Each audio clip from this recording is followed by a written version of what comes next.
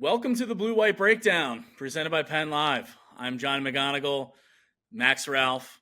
If it seems like I'm a little out of breath or a little exhausted, Max, I'm sure you feel the same way. I'm sure James Franklin and his staff feel the same way. After Oh Penn yeah. State's recruiting run continues in the 2025 class, it is not an understatement to say that they are on a heater right now.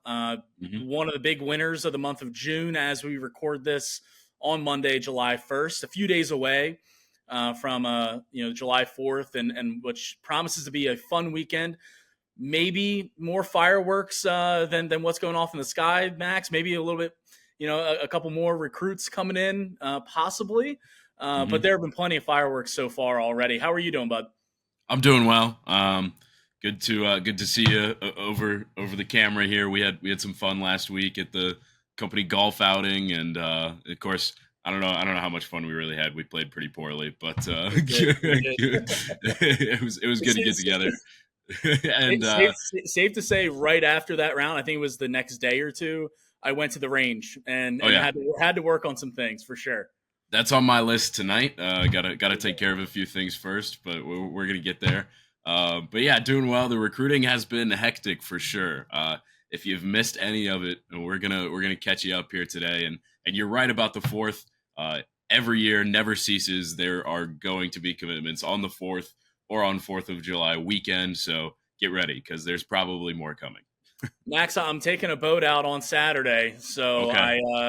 I'm gonna might put not that in be my around. notes right now because there's gonna be somebody to commit on Saturday now. As soon as we're out in the bay in Sea Isle City, New Jersey, you can Yep. bet that Penn State is gonna get a commit. I should just tweet saying like, "Hey, I'm out on the boat now, guys. If people who are really into recruiting, if they want to just get geared up Yeah. for a possible commitment, and I'll let you know for sure." But all jokes aside, again, Penn State is on a heater right now. I mean, we talked about how many guys that they got in. We talked last week Mhm. coming out of that final June visit weekend, and now it's the dead period, which I didn't workshop a new phrase for that, Max. I don't know if you did, No. but maybe, for another time, perhaps.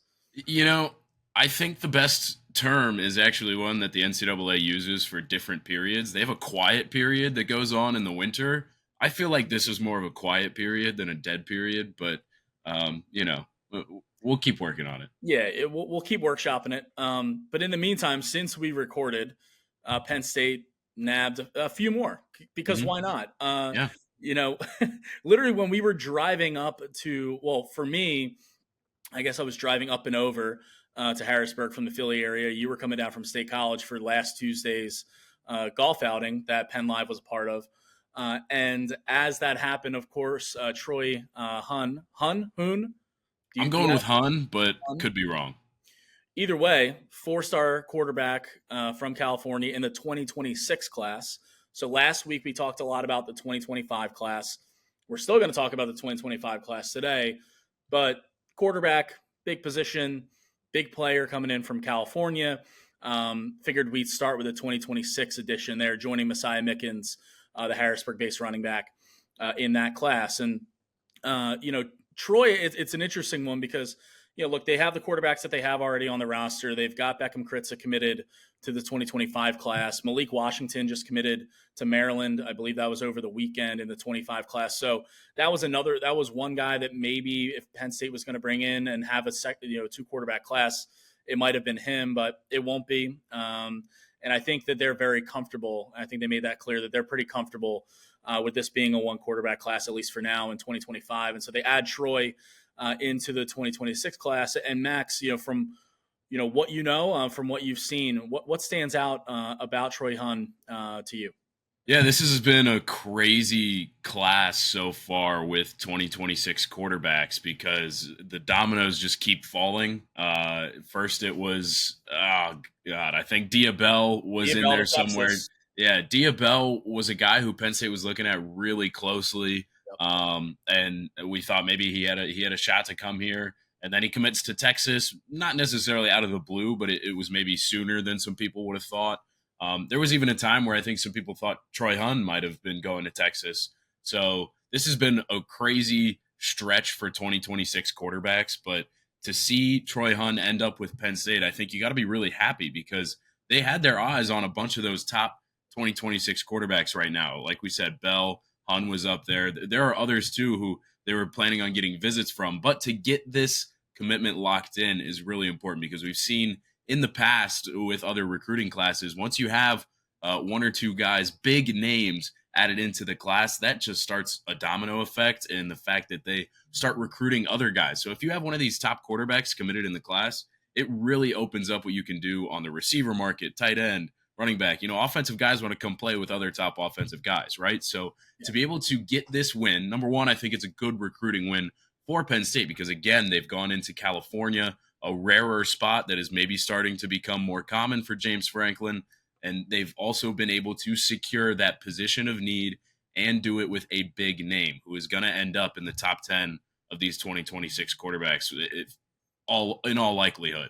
So that is huge for what you do. I mean, when I say that about the recruitment of other guys, like I really think back to that 2022 class. I don't think I've ever seen on the recruiting trail like classes that have built off of each other so much. Remember, Caden Saunders was one of the earliest guys committed in that class, and he was just working and working on other guys, especially on the offensive side of the ball, to come join him at Penn State. So I think that this is a situation where you've got two offensive guys committed who are really big time. Mickens and Hun are both good players, going to be in the tops of their class. So I think this is a great start for Penn State.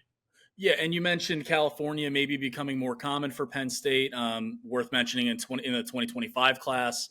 The one that Penn State will hopefully sign come December and maybe get some early enrollees next winter. In that class already, their highest rated player, Darius Dixon, a corner from Mater Dei in California, one of the top prospects out west. And so, maybe it's becoming more common. Interesting, you mentioned the dominoes falling with the quarterbacks in the 2026 class. Diabell was a guy that Penn State was heavily in on. I remember talking to him, I think it was a month and a half ago or so. He really liked what Penn State was selling. Andy Kotelnicki at offensive coordinator, what Danny O'Brien has done from a relationships standpoint as the quarterbacks coach, GA, whatever you want to call Danny O'Brien at this point. He's doing a good job recruiting these quarterbacks, and he's a younger guy, and so he can relate to those guys. But Diabell ends up committing to Texas, and for a while it did look like Troy was going to go to Texas. He didn't. He actually, I believe he went on a visit to Michigan, and while on that visit at Michigan, Brady Hart, who was a 2026 quarterback, committed to Michigan same day. And so he's like, okay, well, kind of what am I doing here? I believe Audrey Snyder of The Athletic had a story, speaking to one of Troy's coaches about that. And so it's just interesting how the dominoes end up falling with quarterback because, teams really need them. They really want to get one early in the process and just have that locked down. And hopefully, for Penn State's sake, Troy stays committed to Penn State throughout this entire process, over the next year and a half or so. But a big one, for sure. Top rated guy, consensus 4-star. I believe On3 might have him ranked as high as the number 6 quarterback in the class. So where you want to be if you're Penn State. Also where you want to be if you're a regional or even non-regional defensive end or defensive lineman, and Penn State comes calling, it's a pretty good place to end up. And Penn State has done a good job over the last week recruiting that defensive line that we mentioned last week, Max, that was kind of slow recruiting in the 2025 class when it came to defensive linemen. They got Cortez Harris coming out of that final June visit weekend, and they've continued to build on that. Jaden Woods and Max Granfield in the 2025 class, a couple of 4-star guys who are outside of Penn State's normal recruiting territory. Woods is from Kansas, and Max Granville from Sugar Land, Texas. And a lot of people thought Oklahoma was going to get him.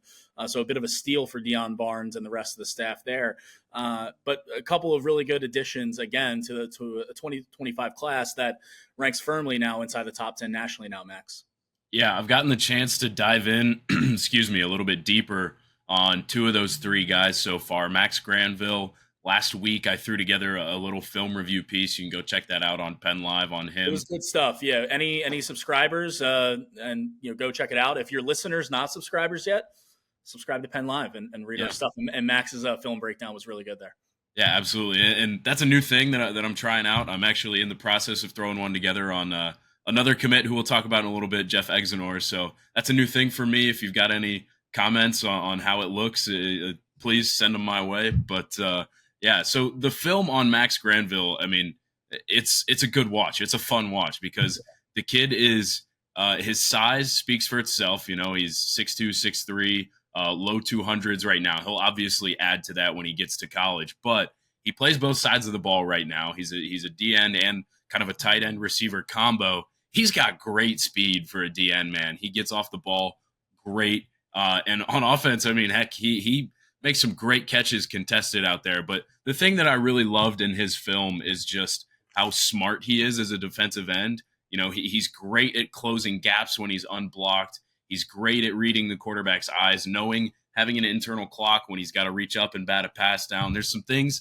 in that film that you got to really love. So Max Granville, go check out the film review. He's a top guy in this class, and a great win out of Texas, like you said. It definitely a steal because he was leaning Oklahoma heavily for a long time, out of the recruiting footprint again. Which honestly, maybe a recruiting footprint doesn't really exist anymore, but big win for Max Granville. And then the other one, Jaden Woods, got a chance to talk with his head coach last week and trying to get with him here soon. So keep an eye out for a piece there. But yeah, his head coach, the thing that he said about Jaden is, number one, he's the most humble kid he's ever been around, one of the most driven kids he's ever been around. Ever since his sophomore year, he's been that guy who's staying after practice, and he's gotten teammates to do it too. And what they love about him is his versatility as an athlete. He's one of those kids who just kind of has it as an athlete. He plays like 4 or 5 sports. He's wrestled, he runs track, he throws. He played baseball for a little bit. He's just a really good athlete. They're gonna look to use him off the ball a little bit this year as a pass rusher. So these are two guys who obviously are strong because they're highly rated, right? You expect good things out of them, but there's a lot to like in what these two guys can bring to Penn State. And again, just to hammer home, in terms of how well respected and how highly touted these two guys are, Granville and Woods. Woods is the second highest rated prospect in Penn State's class right now. Granville number 3, both them behind Darius Dixon, previously mentioned, the corner from California, and that's according to 24/7 Sports. So again, adding a lot of talent to this class, a class that currently sits at, I believe it's number 6. Max, I just checked. It's fallen to 8, but it's still top 10. Really, just terrible. I mean, number 8. No, it fell off a cliff. Just terrible. No, yeah. I mean, sitting 8th right now nationally, 20 total commits, and so there's still room to maneuver there if you're Penn State. And again, something to emphasize again as well, because we saw it already. A couple of decommits, DJ McClary, flipping to Rutgers, and Alvin Henderson, the running back, flipping to Auburn just a couple of weeks ago at this point. That none of this is done and signed yet until December. So Penn State will obviously be recruiting other guys to join them. And a lot of these guys in this class are going to be, become recruiters themselves and try to get some more prospects to join them. But, Penn State staff has to stay on these guys too and make sure that, especially in the age of NIL and everything that else is going on in college football, it's easier than ever to get in a recruit's ear and get him to flip. And so you look at a guy like Max Granville, from Texas, who we mentioned that Oklahoma was heavily in on. The last thing you want is a late flip. The last thing you want for any of these guys that they've gotten at this point is a late flip. So Penn State staff will have to continue to recruit the guys who they already have verbal commitments from, and continue to seek out even more talent in the 2025 class, and as evidence of Troy Hunn coming on board in 2026 as well. But I think all good things though so far, Max. I mean, one more guy to talk about, and you had mentioned him already because you're working on a film review of him, and very much looking forward to watching that and reading that. Is Jeff Exenor, continuing the McDonough pipeline, wide receiver from the Maryland powerhouse high school that has produced a lot of players for Penn State: Denai Dennis Sutton, PJ Mustipher, Devon Elise, and even more possibly in the future, and certainly in Exenor's case. What stands out to you? Have you started the film review, or are you in the early stages? What's your initial read? I've gone through his highlights, mostly just finishing up the writing and the actual takeaways. But the thing that really jumps out about him, number one, is his size. I mean, he's a big body. He stands around 6'2", low 200s again, 215 even. He's almost like a tight end, and he uses his size well. He's also a 1,000 point scorer in basketball, and you can really see it when he's running a curl route. If he's in the goal line, he does well. He uses his body to kind of legally box out corners. That we talk about all the time with tight ends and everything. So uses his body really well. He's going to need to get faster for sure. That's a sticking point, and especially this Penn State staff really is tuned toward speed for receivers. Chuck Losey talks about it all the time. So he's going to need to get faster, but he has really strong hands, uses his body well, huge catch radius. And I've been impressed with a few of the routes that he's run. He's got a good knowledge of the route tree. So he's a big pickup. I think it's a big win over Maryland in state as well. And I think Penn State fans should be excited about him. And especially considering this wide receiver group in the 2025 class has been one that we've talked about so much so far. Yeah, and with good reason, right? With the wide receiver room, given the struggles last season, the possible struggles. I don't want to project too much looking ahead this season, but they're going to need serious contributions and health from guys like Julian Fleming and Harrison Wallace III, a couple of veterans in that room. They're going to need to develop some of the younger guys, but at this point, as you're recruiting and hitting the trail, if you're James Franklin and his staff, getting as much talent as possible at that position, stocking up, seeing if you can hit on one or two of them. Now they've got two in the 2022 class with Exenor and Lyric Samuel. Wouldn't be surprised if they add a couple more wide receivers. I think, I mentioned earlier them having a little bit more wiggle room in this class, already having 20 commits. They still have plenty of room to add guys. Yep. I would think they would like to add two, maybe even three, but definitely I would say two more wide receivers to this group. One of them could be Lex Cyrus from Susquehanna.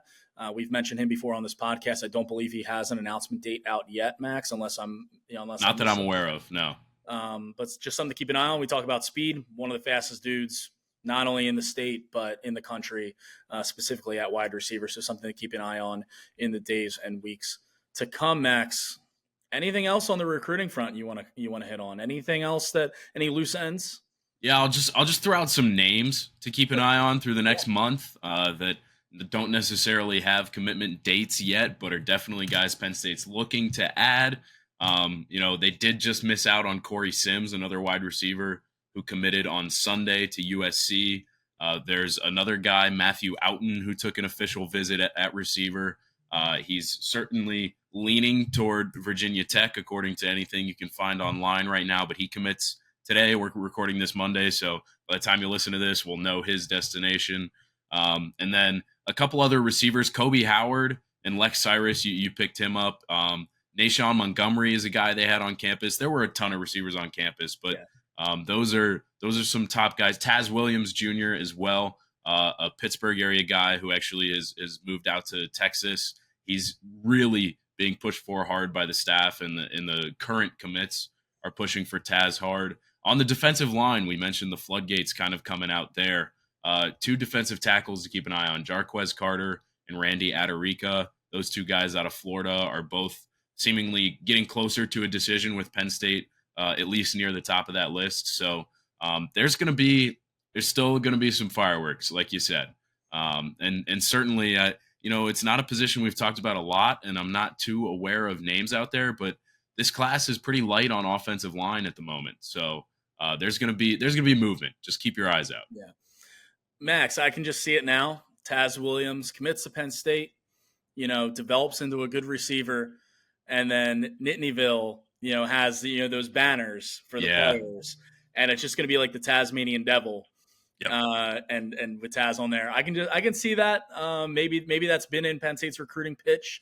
If it hasn't, I can hop on, as a consultant and provide. Get James on the line. Yeah, just get James on the line, easy. But you mentioned fireworks. You got any plans for 4th of July, man? What do you got going on? I'm hoping to travel out to the girlfriend's place with her family. Hopefully, maybe head out to Rehoboth Beach. There you go. See what we can get done. I having some car trouble though, so hopefully that tell me about that. done. Yeah, Yeah, it's not over yet. The check engine light's back on. We got new stuff. So that's what we hate. Yeah, I'm yeah. I'm working with a rental right now. I have my own car issues that Okay. we'll be picking it up today. Fingers crossed. You know, here, Max, there you go. I'm picking up my car today. That's probably when Penn State will get another commit. So Yeah, Matthew Houghton's at 5 p.m. So it'll be before that. We'll be all right. okay. Okay. No, no, no. Good stuff, man. Awesome. Well, hopefully your car issues work out and you're Yeah. able to, if you're able to get out to Rehoboth, it's a great time. Hit up Dewey. Have you gone out in Dewey before? Yeah, so I mean, my girlfriend's from that area, so Yeah, like I right. haven't really done much on Dewey. I guess I've been around some restaurants and areas over there in Dewey, and but just the beach, I've only done Rehoboth so far. Gotcha. If you go to Dewey, go to the Rudder. It's a great time. I mean, Yep. it's a little I don't know. It's fun. It's a little dirty. It's fun. Yeah. I'm more of a Sea Isle guy myself, so I'll be down there. But hope everyone listening, all the readers, subscribers, listeners, watchers of PennLive and the podcast enjoy their holiday and their holiday weekend. And be sure to stay tuned to PennLive.com for all the recruiting news that is sure to come. And enjoy the holiday, folks.